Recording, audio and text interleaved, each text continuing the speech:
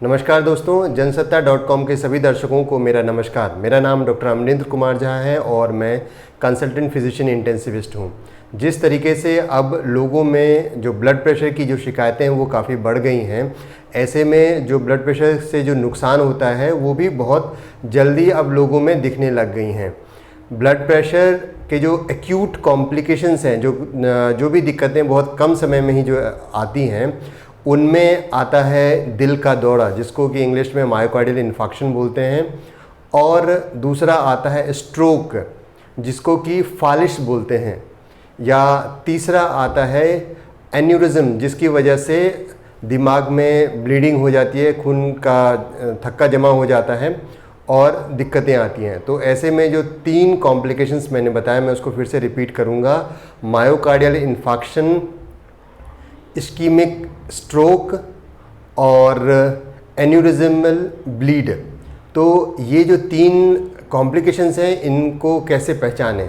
जो भी myocardial infarction होता है, इसमें लेफ़्ट साइडेड चेस्ट पेन होता है। वो चेस्ट पेन ऐसा होता है जिसको कि आप लोकलाइज नहीं कर सकते, जो लगता है कि जैसे छाती में भारीपन सा आ रहा है, और वो जो दर्द है, जो भारीपन है, वो लेफ़्ट साइड के जो हाथ हैं और जो पीठ हैं उस तरफ जाता है। इस दौरान मरीज का जो के शरीर से पसीना निकलने लगता है और उसे काफ़ी घबराहट होने लगती है। ये दर्द यदि कोई आगे चले तो और बढ़ जाता है। तो जो मायोकार्डियल इन्फार्क्शन है उसको पता करने के लिए का जो दर्द है, और जो गैस की जो एसिडिटी का जो दर्द है और जो पेरिकार्डाइटिस का दर्द है, उनमें फ़र्क ये है कि जो गैस का दर्द है वो आगे काम करने से दर्द बढ़ता नहीं है, और जो पेरिकार्डाइटिस का दर्द है वो मूवमेंट से घटता बढ़ता है। जैसे कोई बैठ गए, सो गए, तो ऐसे में जो दर्द है वो बढ़ता और घटता है पेरिकार्डाइटिस का, यदि वो पेन हो तो। और मस्कुलर पेन जो होता है वो उसको आप लोकलाइज कर सकते हैं। तो ये 4 पेन से हमें डिफ्रेंशिएट करना है मायोकार्डियल इस्कीमिक पेन को। अब यदि एक बार मायोकार्डियल इस्कीमिया आ गया तो ऐसे में इमीडिएटली क्या कर सकते हैं कि खुद को, पेशेंट को रिलैक्स करने के लिए बोल सकते हैं, और साथ में जो खून पतला करने की दवाई, जैसे इकोस्प्रिन जिसे बोलते हैं, उसके 4 टैबलेट्स, जो 75 मिलीग्राम का पर टैबलेट होता है, उस 4 टैबलेट को च्यू कर देते हैं। और साथ में जो कोलेस्ट्रॉल को कम करने की जो दवाई होती है एटोरोस्टैटिन, उसकी 2 गोली साथ में ले लेते हैं, और उसके बाद फिर मरीज को हॉस्पिटल में ईसीजी या इकोकार्डियोग्राफी के लिए भेजते हैं।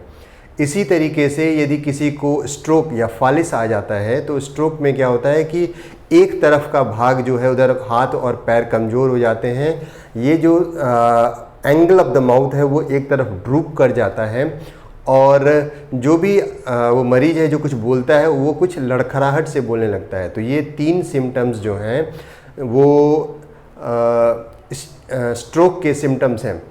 यदि स्ट्रोक आ गया तो ऐसे में आप इमीडिएटली कुछ नहीं कर सकते, मरीज को तुरंत हॉस्पिटल भेजना पड़ता है, क्योंकि सीटी स्कैन के माध्यम से पता चलता है कि आगे कहाँ ब्लॉक है, और उसके बाद उस हिसाब से ट्रीटमेंट दी जाती है। तो ऐसे कंडीशंस में भी खून पतला करने की जो दवाई है इकोस्प्रिन और एटोरोस्टैटिन इमीडिएटली ले लेना चाहिए।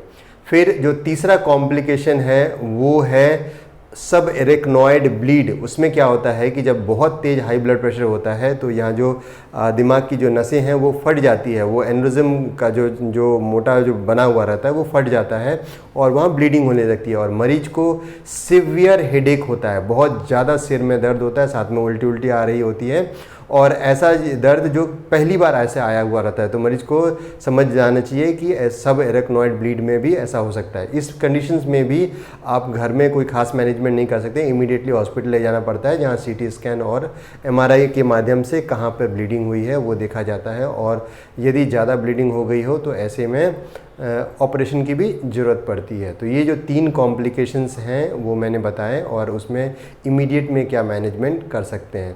तो ये तीनों कॉम्प्लिकेशंस जो भी ब्लड प्रेशर के मरीज़ हैं उनको जानना बहुत ज़रूरी है। धन्यवाद।